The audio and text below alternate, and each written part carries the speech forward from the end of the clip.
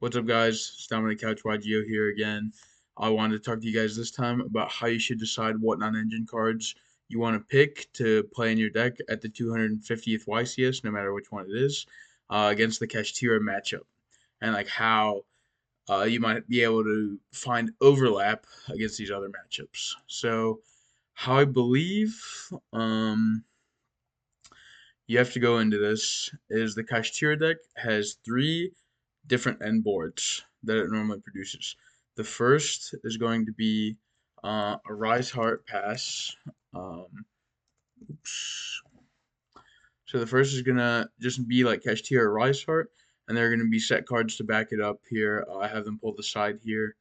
Kashtira Preparations is normally always gonna follow it. The standard, which is the standard board, which is what I did the majority of my matches at the YCS. Me and my teammates Alex Hansel and Steve Silverman won. As well as some of my testing partners like Ryan Levine, Bowden Nishad, and then Jeff and Mike Albanese, etc. All of us played the cashier deck, and all of our standard ed boards were just this guy with preparations that we would search off Cashier Ogre, and then we would have like Book of Moon, Book of Eclipse, Imperm. They played Nibiru, I did not. But like the key ones were really like Book of Moon and Forbidden Lance, and then we also played um, Ash Blossom, but Ash Blossom was much more for like the Despia deck than against the Kashtira matchup.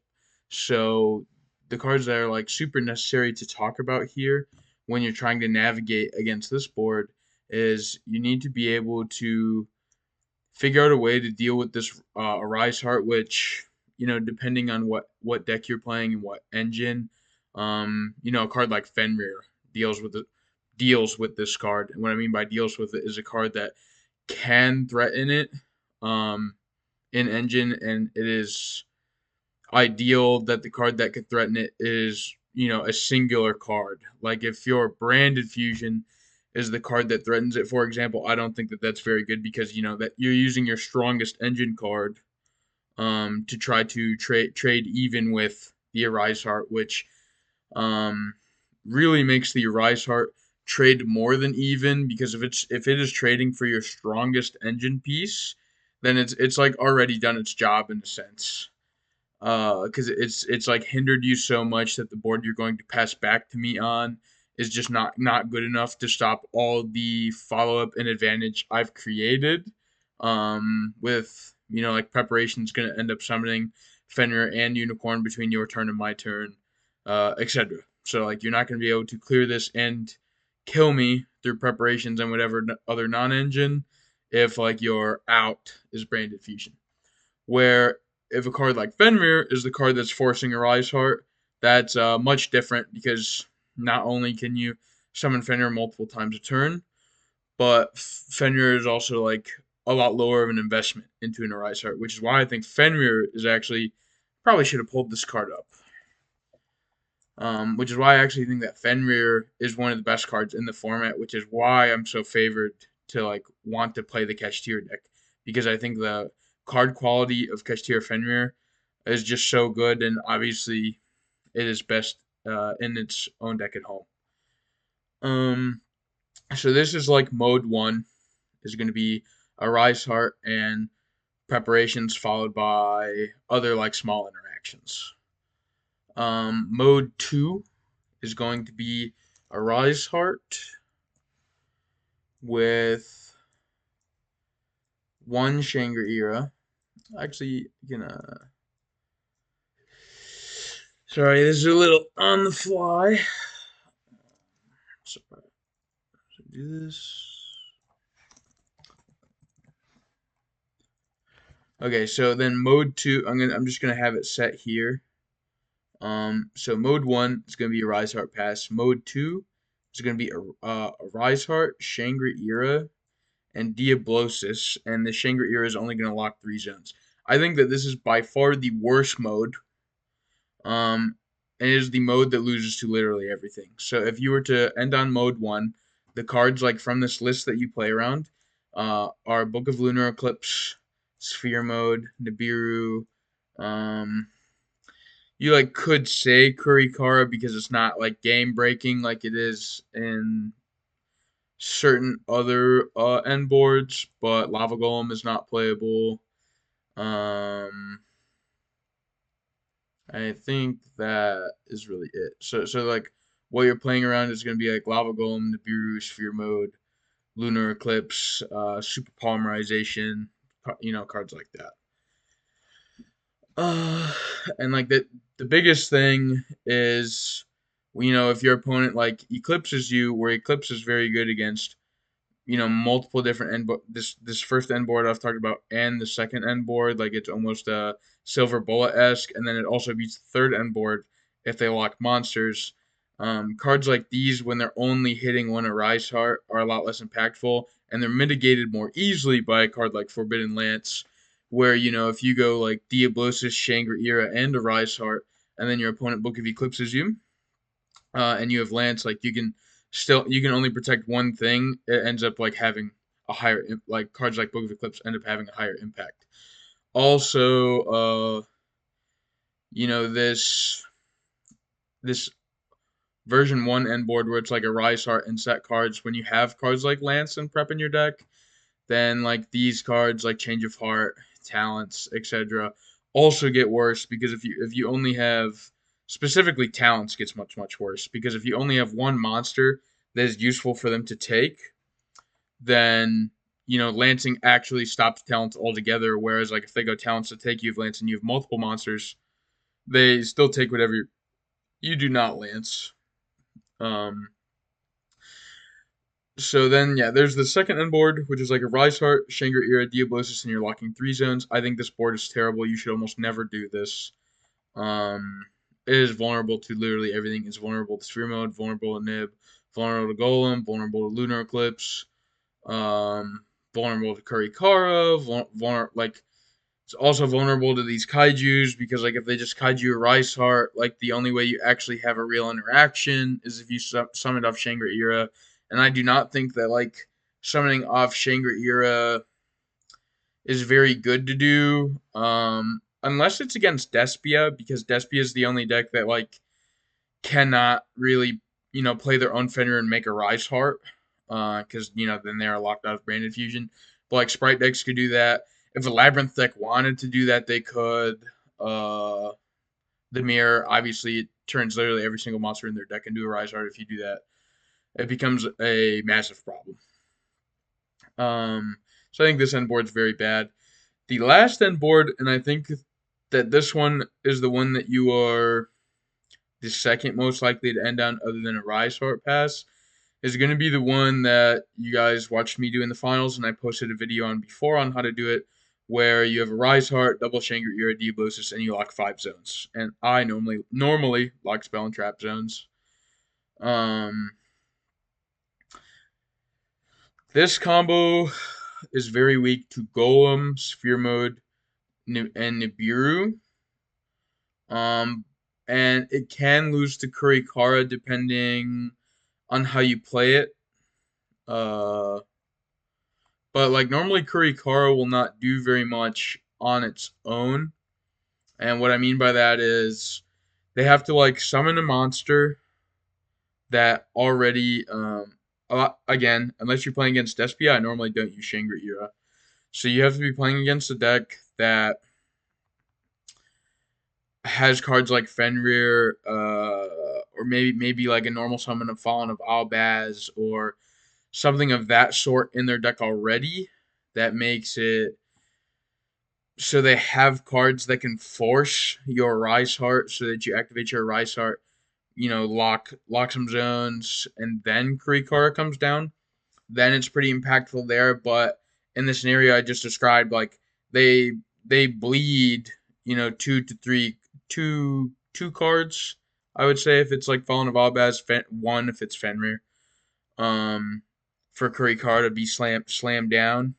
Uh, and like actually have impact by clearing like both the Shangri-Iras and the Debosses and the Arise Heart. And then even in that scenario, like if they're playing Kashtira themselves, they've now like probably locked themselves out of the game.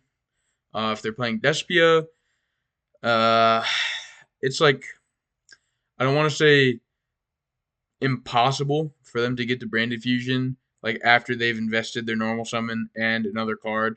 Again, like they have to invest a Fallen of Abba as normal summon and its effect the majority of the time. So now they have to have like branded opening or branded fusion itself to like get to branded fusion afterwards and like boom kill you. And then like if you have Ash Blossom still, or you have like any of these other forms of non-engine, like Kurikara helps them break the lock 5, but you still establish so much that I think it is often too much for them to deal with if you get to their turn and it's not just a card like Nibiru that stopped you on your turn. Because that's the other thing, right? Like the decks that use Lava Golem and Sphere Mode the best are going to be Kashtira, and because the Kashtira deck does not need the normal summon to play all the time, especially going second. Like the cards like Fenrir get more value going second as well. So if a Despia deck like has to summon a card like Lava Golem or Sphere Mode, they're much more reliant upon like having to play via fusion deployment, opening, or fusion itself now. That I think a lot of the times like something like this could happen to you and you still be fine, which is why like the deck I try to lock 5 against like most often is Despia, because I think they have the fewest amount of these punish cards.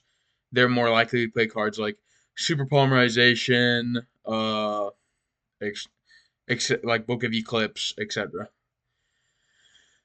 So now that I've like elaborated on like what is good against against the different modes and what the different modes are, I would say the question that we all have to ask ourselves going into the 250th is, when we play against Kashtira, what do we think is going to be the board that they end on the most? And so if the past event is any implication, then this like Arise Heart pass with spells and traps um, should be like what is most popular. And in that scenario, cards like Duster and Lightning Storm and Enemy Controller, and then these like Tactics and Thrust like element cards, and as well as even Kaijus, could all see like huge spikes in play because they do a lot. Even Kurikara, like for some decks, could do a lot versus this Arise Heart Pass strategy. But where it starts to feel kind of like rock paper scissors is if Arise Heart passes rock, and then cards like Kaiju's and Duster and Lightning Storm uh, that are really only good against specifically this Arise Heart pass board. You could call those cards paper. Then paper beats rock. But what happens when scissors is introduced and they go for the lock 5? Now it's like, okay, well, those cards that I wanted to play because I thought it would be most common that a Rise Heart pass would be, excuse me, would be the most represented way to play the deck, like the most frequent mode that the deck would opt to go for going first. Then like you draw these non-engine, they go for this, and it becomes very difficult.